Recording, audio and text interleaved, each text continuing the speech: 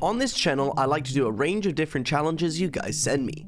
Now, I like to do them within reason. So when I got an anonymous email to do a deck building challenge with the new Ravnica set in Legacy, I almost instantly turned it away. The challenge was to win a match in Legacy with only cards from Ravnica remastered. Legacy being a format of the most degenerate combos, counterspells, and interaction of all time, I thought it was a troll.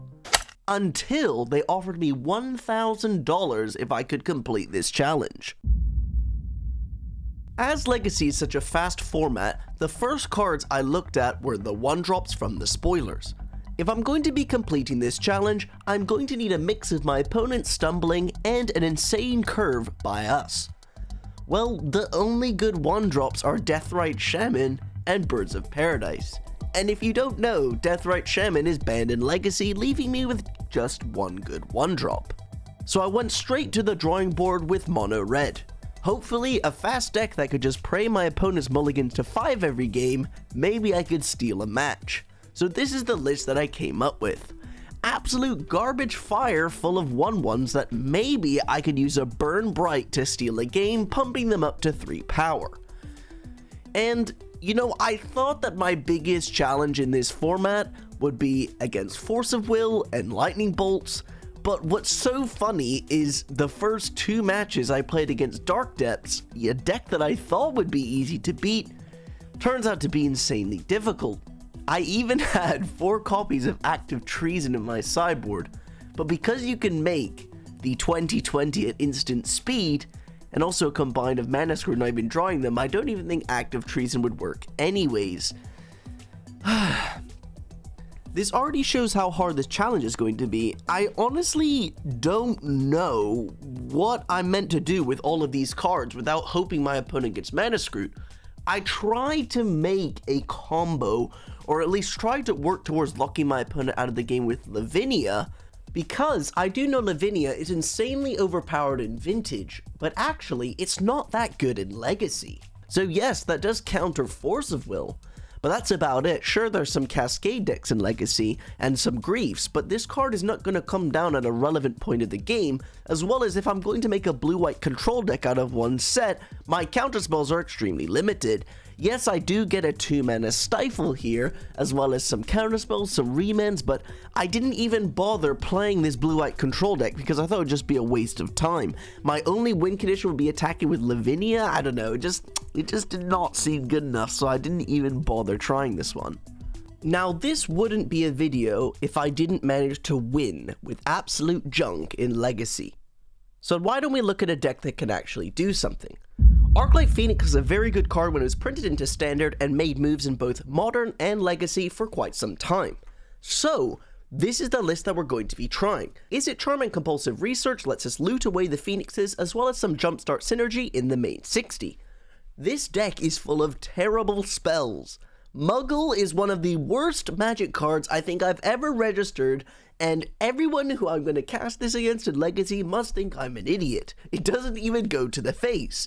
I'm going to need a miracle to get Arclight Phoenixes back, but at least this deck has some synergy to do something if we can get an Electromancer down and loot away a load of Phoenixes. So let's see if we can actually win a match. It pains me to say this, but in Legacy, I'm going to start my opening 7 by playing a tapped Izzet Guildgate. The pain that I feel in my heart making this play has to be ignored because we want to get this $1,000. So we're starting with an Izzet Guildgate, praying they don't have a Wasteland, and we're going to use Izzet Charm to loot away any cards that we don't need. After getting rid of the mugging, because I assumed my opponent would be on a control deck by playing 2 lands and passing, I'm instantly contradicted by this assumption because they have a Violent Outburst into a Crashing Footfalls. Don't forget, Izzet Charm's a counterspell with its second mode, making them pay 2 to resolve this Crashing Footfalls. Don't forget though, this is Legacy, people have broken free spells, and of course my 2-mana counterspell gets Force of Negation, and they have 2 4/4s in play now. My options here are slim. This Crackling Drake's toughness will never be increased, meaning that at best it can trade with 1 Rhino. And this Arclight Phoenix cannot trade with the Rhino either, so I'm assuming I'm basically dead here, and we're made even more dead when my opponent has a Wasteland into a Shardless Agent. Now what's great is going into sideboarding we have so many counterspells we can bring in. So going into the second game, while we have to mulligan to 6, we have an amazing 6 because we have multiple counterspells and a Goblin Electromancer. Now what this deck needs is my opponent to be on a slow draw, so while they suspend their Crashing Footfalls on the first turn and just cycle a Lauren Revealed on their second turn, we're in a great position now because we have multiple counterspells up and we can start attacking for 2 with this Goblin Electromancer. If my opponent has nothing for 10 more turns, we're gonna win the game.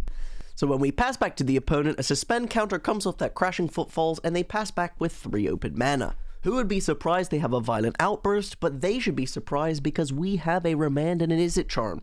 I'm going to start with a Remand here because if the opponent does have a Force of Will, we can Izzet Charm the Force of Will and still draw a card from the Remand. I don't want my opponent to have the Force of Negation remanded to their hand. I would much rather counter it and put the crappy Crashing Footfalls into their hand. After getting in for 2 damage, a counter comes off of that Crashing Footfalls and they suspend another. With a Pteramander off the top and a Steam Vents, we can attack in for 2, play the Pteramander, play our Steam Vents tapped, and the opponent uses an Elvish Spirit Guide to cast another Violent Outburst. Now we can remand this other Crashing Footfalls and hope they don't have a counterspell, but if they do, we can overload this Cyclonic Rift to bounce all the tokens. We draw a Goblin Electromancer, the Crashing Footfalls goes to their hand, and now we just have to hope that they don't have a better follow-up. This matchup is the perfect matchup, because we just need to cast a lot of counterspells and then the opponent will lose to our bears and 1/1s. So with this Crashing Footfalls resolving, we don't care because we have this Pteramander which we can evolve, or adapt, whatever you want to call it. I don't remember these mechanics from Ravnica. Anyways, I tried to use an Izzet Charm, they do counter it, so we can cast our Goblin Electromancer and just attack. So now next turn, we're going to be able to evolve this Pteramander and put the opponent on a serious clock. As our plan is to adapt, I'm going to use Cyclonic Rift now without overloading it, because the Rhinos aren't going to be coming down anytime soon. 1/4/4 isn't a big deal for us, and then we can just adapt the Pteramander and start bashing in. Not really much the opponent can do here, unless they rip multiple spells off the top of the deck, so we can only just hope that nothing happens. With an Arclight Phoenix off the top, we're just going to adapt this Pteramander and attack with all. And now the opponent can't really do anything. I've got a 5/5 flyer. This Arclight Phoenix is going to be slammed next turn that they don't even know about. And they don't really have any Rhinos. So when the opponent attacks in for 4, this is a locked up W. And we're going to be going to a game 3 with this limited deck. It is crazy to think that this Game 3 has the same value as playing for the top 8 of a GP and also playing for the finals of some Magic tournaments. I'm playing limited Magic the Gathering in Legacy, and the stakes are honestly one of the highest levels of Magic that I've personally ever played. So I'm sweating my balls off here as the opponent starts with a Simian Spirit Guide and an Elvish Spirit Guide to fucking cast Shardless Agent on turn 1. And if you don't realize, we are almost instantly dead because I can't overload Cyclonic Rift this fast. So we can only play our Izzet Guildgate and pray somehow my opponent misclicks or DCs their internet. I don't even know. This was one of the most disheartening turns. I mean, really? You seriously have to have Wasteland and turn 1 Shardless Agent for $1,000? Like, we are locked out of the game and this is just an L. I spent over 4 hours playing matches of Magic the Gathering with trash decks in Legacy. This was extremely painful, and I don't think I'm a good enough deck builder to build a deck that can actually do something. So leave a comment down below with a potential build from the new Ravnica remastered set that you think could work. But as of now, I think we're going to flush away this $1,000 and concede this challenge.